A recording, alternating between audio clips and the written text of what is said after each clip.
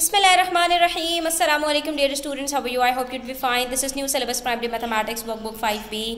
Chapter number 15 probability है हमारे पास. Last chapter है आप लोगों की टेक्स्ट बुक का, जिसमें हम ये सीखने वाले हैं कि एक इवेंट के होने के कितने चांसेस होते हैं. इसको सिंपल एग्जांपल से समझो कि अगर दो टीम्स मैच खेल रही हैं तो कितने चांस हैं कि टीम ए इस मैच को जीतेगी और कितने चांसेस हैं कि टीम बी इस मैच को जीतेगी. तो इस एक तरह की ये गैम्बलिंग होती है जिसके अंदर ये पता लगाना होता है. फॉर एग्जाम्पल, आपके हाथ में कुछ स्टोन्स हैं और आपके दूसरे हाथ में कुछ पर्ल्स हैं, तो कितने चांसेस हैं कि आपके पास कितने स्टोन्स हैं और कितने पर्ल्स हैं, ये पता लगाने के. ठीक है, तो किसी भी चीज़ को पता लगाने के या किसी भी चीज़ के होने के कितने चांसेस हैं, इस चीज़ को हम सीखते हैं प्रोबेबिलिटी के अंदर. आज इसी से रिलेटेड कुछ क्वेश्चंस करने वाले, तो वीडियो को एंड तक जरूर देखिएगा. अच्छी लगे तो लाइक कमेंट शेयर कीजिएगा. चैनल सब्सक्राइब नहीं किया तो प्लीज़ सब्सक्राइब कर लीजिए.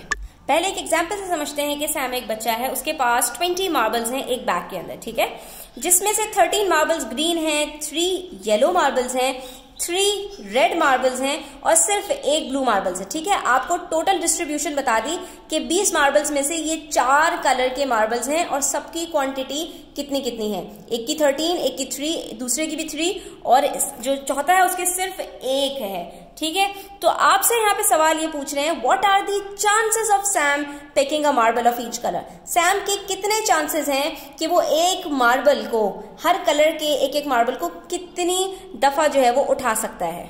तो बच्चों, आसान लफ्जों में ये बात समझ लो कि जो चीज जितनी दफा रिपीट हो रही होती है उसके चांसेस भी उतनी दफा होते हैं कि उसको उठाया जा सकता है. क्योंकि रेड जो आपके पास ग्रीन मार्बल्स हैं वो सबसे ज्यादा है नंबर्स में, 13 है आउट ऑफ 20, तो उसके चांसेस भी कितने हैं कि 20 दफा अगर उसको उठाने का मौका मिलेगा तो उसमें से 13 दफा वो उठाएगा ग्रीन मार्बल्स को. जबकि ब्लू मार्बल्स को उठाने के चांसेस बहुत ही कम है क्योंकि सिर्फ एक मार्बल ब्लू है. तो गोया कि अगर 20 दफा उसको चांस मिलता है कोई मार्बल उठाने का तो सिर्फ एक दफा ब्लू मार्बल ही वो उठा पाएगा. जबकि आपके पास जो रेड और येलो मार्बल्स हैं, क्योंकि वो बराबर है नंबर में, तो उनका 50-50 चांस है कि हो सकता है 3 मरतबा वो येलो मार्बल उठाए और 3 ही मरतबा वो रेड मार्बल उठाए, क्योंकि उसके पास 3 ही रेड हैं और 3 ही येलो हैं. इसको हम कहते हैं इवन चांस या लाइकली चांस, कि जो आपके पास बिल्कुल बराबर क्वांटिटी के अंदर होते हैं. तो इसी को हम कहते हैं प्रोबेबिलिटी.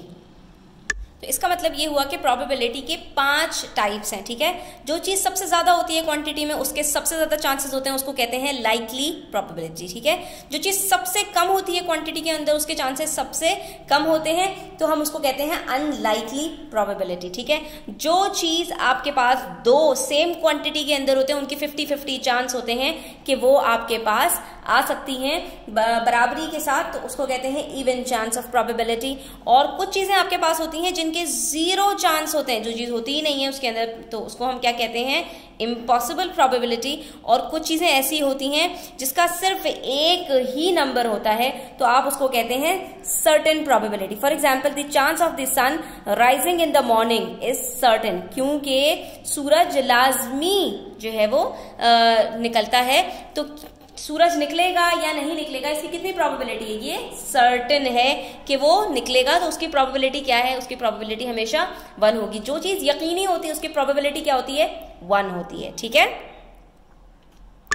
एक एग्जाम्पल से समझते हैं स्टूडेंट्स कि एक बैग है, उसके अंदर 8 चॉकलेट्स हैं. ठीक है, और सिर्फ 3 कैंडीज हैं. ठीक है, 8 चॉकलेट्स हैं और 3 कैंडीज हैं. तो अब आपसे पूछ रहे हैं the dash are more likely to be picked from the bag.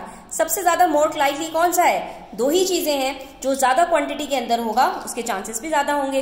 तो कौन ज्यादा है, आपके पास चॉकलेट ज्यादा है, तो आप क्या कहेंगे, the chocolates are more likely to be picked. ठीक है, इसके बाद the probability of picking a chocolate is dash upon 11. Total कितना है, 8 + 3 11. तो आपके पास चॉकलेट को पिक करने के कितने चांसेस हैं, 8 चांसेस हैं आउट ऑफ 11. तो आप क्या कहेंगे, 8/11 उसकी प्रोबेबिलिटी है. The probability of picking a candy, कितनी कैंडीज हैं, 3 कैंडीज हैं, तो आप क्या कहेंगे, 3 आउट ऑफ 11 उसके चांसेस हैं. लेकिन the probability of picking a cookie, क्या इसके अंदर कोई कुकी मौजूद है? तो उसकी क्या प्रोबेबिलिटी होगी? उसकी प्रोबेबिलिटी होगी आपके पास 0। एक चीज जो मौजूद ही ना हो या पॉसिबल ही ना हो तो उसकी प्रोबेबिलिटी क्या होती है? इम्पॉसिबल। अब आ जाइए page number 135 of book 5B। ये इसके अंदर हम वर्कशीट नंबर 1 में कुछ क्वेश्चंस सॉल्व करते हैं, जहां पर हमसे कह रहे हैं mark each event on the probability line. ठीक है, आपके पास 5 तरह की प्रोबेबिलिटीज है जिसको अभी मैंने आपको डिस्कस किया, और आपसे कह रहे हैं पहले इम्पॉसिबल होती है, फिर अनलाइकली, फिर इवन चांस, लाइकली और सर्टेन। इन 5 चीजों को हमने डिस्कस कर लिया है। जिस चीज के होने के चांस लाजमी है वो सर्टेन होती है और उसकी प्रोबेबिलिटी बराबर होती है 1 के। ठीक है, एक चीज होती है लाइकली जो सबसे ज्यादा है क्वांटिटी के अंदर, और अनलाइकली जो सबसे कम है, इवन चांस जो 50-50 है, बराबर है, और इम्पॉसिबल जो मौजूद ही नहीं है। A new born will be a girl. तो इसके चांसेस कितने होते हैं स्टूडेंट्स? कितने तरह के बच्चे पैदा होते हैं? 2 तरह के बच्चे पैदा होते हैं, या तो बॉय होता है और या गर्ल होती है। तो इसके चांसेस क्या है? 50-50 है। इसको क्या कहते हैं? Even chance. ठीक है, अगर 2 तरह के बच्चे हैं, 2 तरह की चीजें, उनमें से कोई एक चीज के बारे में पूछा है तो उसका मतलब क्या है? उसके चांसेस कितने हैं? हाफ चांस है, और हाफ का मतलब क्या होता है? 50-50। यानी या तो लड़का होगा और या लड़की होगी। यानी आपने देखा एक बेबी को और आप पूछ रहे हैं या तो ये लड़का है और या ये लड़की है, तो लड़की होने के कितने चांसेस हैं? 50-50 चांस है, उसको हम कहते हैं इवन चांस। ठीक है, the sky will turn dark tonight. Sky के कितने कलर्स होते हैं स्टूडेंट्स? रात को तो वो डार्क ही हो जाते हैं ना, तो ये तो चीज सर्टेन है। जैसे दिन में सूरज की रोशनी सर्टेन है, इसी तरह से रात में आसमान का डार्क हो जाना वो भी सर्टेन है। ठीक है, क्योंकि रात को आसमान होता ही डार्क है, तो हम उसको क्या कहेंगे? सर्टेन है ये। ठीक है, उसके बाद आपसे पूछ रहे हैं if today is a Friday the next day will be a Wednesday. क्या ये पॉसिबल है? ये तो इम्पॉसिबल है, क्योंकि फ्राइडे के बाद हमेशा सैटरडे ही आता है, तो इसको आप क्या कहेंगे? वेरी गुड, ये इम्पॉसिबल है। एक चीज जो पॉसिबल ही ना हो उसकी प्रोबेबिलिटी क्या होती है? इम्पॉसिबल होती है। I will find money on the ground. इसके कितने चांसेस हैं स्टूडेंट्स कि मुझे जो है वो जमीन पर पड़े हुए पैसे मिल जाएं? इसके बहुत ही कम चांसेस होते हैं। क्या हम जब जमीन पे चलते हुए कहीं जा रहे होते हैं, क्या हर वक्त हमें पैसे मिल रहे होते हैं? हाँ, ऐसा भी नहीं है कि बिल्कुल ही इसका कोई चांस ना, किसी के पैसे गिरे हुए हमें कभी कभी मिल भी जाते हैं, लेकिन ये बहुत ही अनलाइकली होता है, बहुत ही कम होता है। तो हम क्या कहेंगे? अनलाइकली। यानी कभी कभार होने वाली चीज को हम कहते हैं उसकी प्रोबेबिलिटी अनलाइकली है। आई सी अ ब्लैक कार टुडे। आज मुझे कोई ना कोई ब्लैक गाड़ी नजर आ जाएगी। तो रोड्स पर हमें कोई ना कोई ब्लैक गाड़ी लाजमी नजर आ ही जाती है। इसके बहुत ज्यादा चांसेस होते हैं क्योंकि हर कलर की गाड़ियां रोड्स पर चल रही होती हैं। तो हम इसको क्या कहेंगे?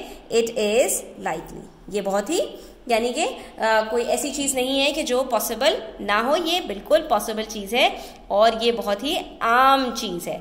ठीक है, उसके बाद क्वेश्चन नंबर 2 देखिए। Bina has some shapes in a bag. आप यहाँ पर देख सकते हैं कुछ ट्राइंगल हैं, कुछ स्टार हैं, कुछ सर्कल हैं और कुछ स्क्वायर्स हैं। 4 तरह की आपके पास शेप्स हैं। Fill in the blanks with likely, unlikely, impossible और इवन चांस। ठीक है, तो इस तरह इसके अंदर हमें 4 जो है वो दिए हैं ऑप्शंस। तो सबसे ज्यादा कौन सी शेप्स है हमारे पास स्टूडेंट? हम देख सकते हैं कि 5 स्टार्स हैं, तो सबसे ज्यादा स्टार्स की है।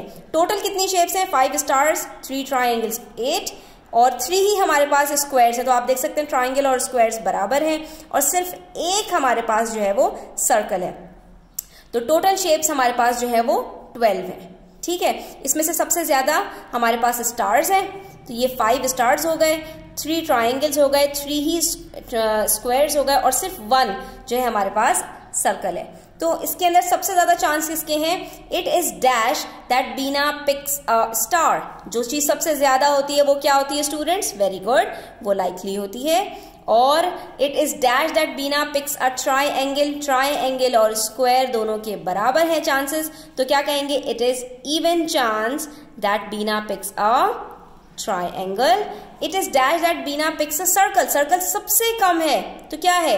इट इज अनलाइकली या इम्पॉसिबल इसलिए नहीं कह सकते क्योंकि इसके अंदर मौजूद तो है ना, एक आध दफा ही उठाने को मिल जाएगा, लेकिन मिल जाएगा। यानी एक चीज जो पॉसिबल हो लेकिन बहुत कम चांसेस हो उसके, तो उसको हम अनलाइकली कहते हैं। लेकिन एक चीज जो पॉसिबल ही ना हो, जरा सा भी उसका चांस ना हो, उसको इम्पॉसिबल कहते हैं। तो ये ना हो कि आप इन दोनों चीजों को गड़बड़ कर दें। ठीक है, तो यहां पर आप क्या कहेंगे? It is unlikely. बहुत ही कम चांस है कि वो इस सर्कल को उठा पाए क्योंकि वो सिर्फ एक है। हाँ, उसके बाद there is an dash that Beena will pick a square or a triangle. तो हम यहाँ पर क्या कहेंगे, there is an even chance, बराबरी है के साथ है कि चाहे तो वो ट्राइंगल उठा पाए या स्क्वायर, क्योंकि दोनों की क्वांटिटी बिल्कुल बराबर है। जब दो चीजें बिल्कुल बराबर होती है तो उसके बराबर ही चांस होते हैं कि या तो वो उठा ले और या तो वो उठा ले। अब आप यहाँ पर सवाल कर सकते हैं कि इम्पॉसिबल इन्होंने क्यों दिया, जबकि उसके अंदर जो ऑप्शंस थे उसके अंदर कोई इम्पॉसिबल तो फिट ही नहीं हो रहा। तो बच्चों मैं आपको इसकी एक एग्जांपल दे देती हूँ कि अगर ये हमसे कहते कि it is dash that Beena picks a rectangle, ठीक है, तो क्या इसके अंदर कोई रेक्टेंगल मौजूद है? जब इसके अंदर कोई रेक्टेंगल मौजूद नहीं है तो वहां पर आता है it is impossible that Beena picks a rectangle, ठीक है। लेकिन क्योंकि यहाँ पर हमारे पास रेक्टेंगल मौजूद नहीं है और ना उससे सवाल किया है हमसे या किसी और ऐसी शेप से जो यहाँ पर मौजूद ही ना हो, इसलिए यहाँ पर हमारे पास किसी भी ऑप्शन में इम्पॉसिबल नहीं आएगा, ठीक है। इस चीज को आपने ध्यान में रखना है कि जो चीज मौजूद नहीं होगी वो इम्पॉसिबल में आएगी और जो चीज बहुत कम क्वांटिटी के अंदर होगी वो अनलाइकली में आएगी, ठीक है। ओके बच्चों, आज की वीडियो यहीं तक। Thanks for watching the video till the end. Take care. अल्लाह हाफिज।